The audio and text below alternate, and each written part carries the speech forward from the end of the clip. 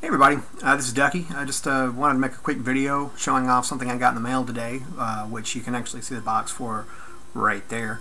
I was actually one of the 200 people that was accepted to beta test the new stick from Razer, and wanted to show off some of the things that they're doing that are actually really cool. First off, this is the stick, and as you can see here, I've already done some mods to it, mostly changing out the buttons and the ball top, as well as adding one of FreakMod's links to it for reasons that I'll show later. It originally came with a black ball top and some buttons, which I've got right here. First off, the design of the stick, relatively clean. Everything's where it should be. It's pretty straightforward. You got your 8 buttons here, joystick here. It does have, 6 buttons for those who can complain about 8. Just get you some button plugs and they'll be fine. It's got the turbo panel here, guide button, and each one of these controls a different button for turbo. Of course, you got the standard switches for locking the guide button. Unfortunately, it does not lock the start and select, but I'm hoping they fix that. And it does have, the stick selector switches here. And on the bottom side, you've got some really cool rubber padding on it so it doesn't slip in your lap, and it's got the Razer logo embedded in there. I don't know if you guys can exactly see that, but it looks kind of cool. And it's also got this little LED button right here that lights up when it's plugged in. Of course, speaking of this little button, that's where the cool stuff starts to happen. You just kind of press the button and then pop it up, and yeah, so I was pretty impressed by that. So anyway, you get this little pneumatic arm right here that just controls the up and down motion, and it stays in place. I mean, it's not going anywhere unless I actually move it. As far as the initial observations, I thought the wiring was pretty clean. I like how they used all one color wiring, and I love this thing right here. It shows you a little color-coded chart, because each one of these things has a little piece of wire sheath over it that has a color that corresponds to here, so people who aren't familiar with standard button configurations can change their buttons out pretty easily, which you can see I've already changed these buttons out.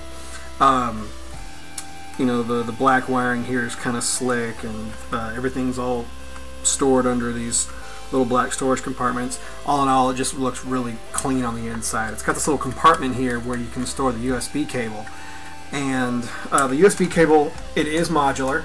It's back here, and it's got this little square design. Yes, thank you. This little square design right here that fits right in here, so it's not going to get warped when you move it around a lot.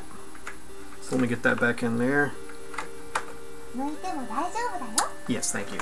And so back on the inside, like I said, it's got the storage compartment for the USB. But one of the things I really like is this section right here. This is for storing like a ball top, and it actually did come with a bat top that's already got the adapter in it. So if for those of you who like that kind of thing, it's also got a little screwdriver that has a Phillips head on this side, flat head on this side, and a Phillips head on this side.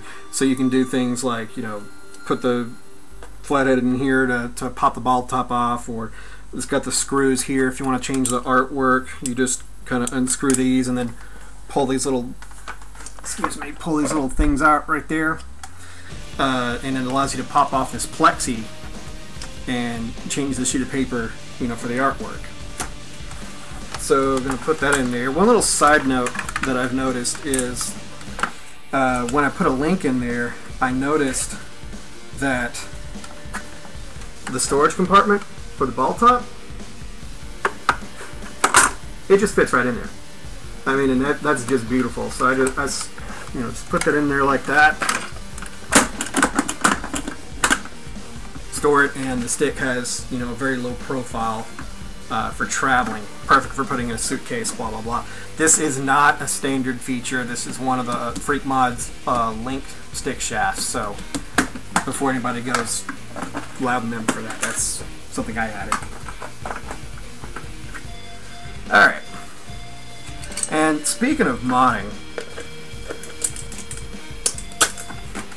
this right here is the assembly where the main PCB is stored. It's actually pretty cleanly designed. I haven't done a dual mod yet, but I know Gummond has, and it doesn't look like he had any difficulty at all. And the screws for it are right here, and then there's two back here. And the two back here are kind of a pain to get to, but most people are not going to have a problem with that. I'd say 90% of users aren't even going to care. The board itself, though, is clean. It is common ground, and like I said, Gummond has already done a successful dual mod on it, so no problems there. And like this stuff right here, this honeycomb pattern, each one of these is the perfect size for a mounting screw, and it's already hollowed out. I mean, it's got the holes in it, so you can, you know, store stuff like a Cthulhu board or a LED controller or just any number of things.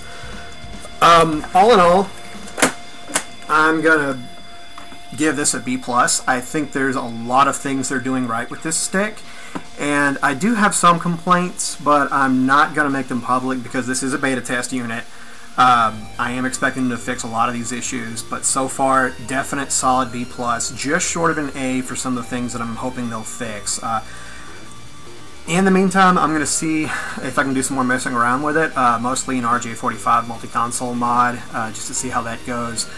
And I'm, you know, really expecting no problems out of it. So if anybody from Razer sees this, good job. You know, I've already submitted probably about 2 or 3 pages of notes, just some observations.